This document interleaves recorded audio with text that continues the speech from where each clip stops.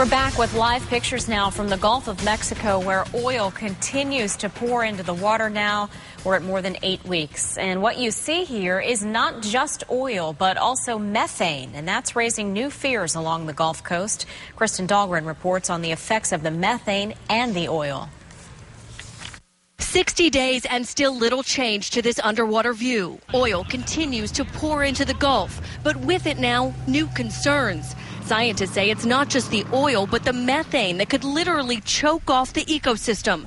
The natural gas mixed in with the crude in especially high concentration could deplete oxygen levels, suffocate fish, and eventually even create dead zones. Another hit to a region already battered and bruised. I mean, it's a beautiful day out. This beach would usually be packed. People everywhere. You wouldn't be at a park out here, But tourists aren't coming to a beach where more oil could come in.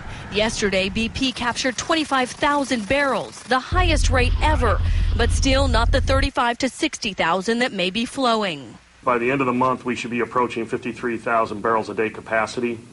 We're going to max out at that point on what we can produce with the current status on the wellhead.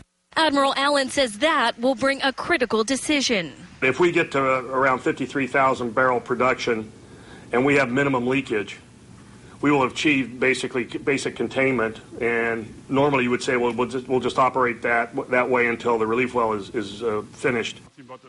Even BP CEO Tony Hayward testified that relief wells will be the only way to completely stop the flow. People here say perhaps the only bit of concrete information he offered in yesterday's testimony. A lot of these guys, they work these big companies and they just look at, the bottom line. And I'd appreciate if they really looked out for, everybody out here. As they now look out at the Gulf, that may never be the same.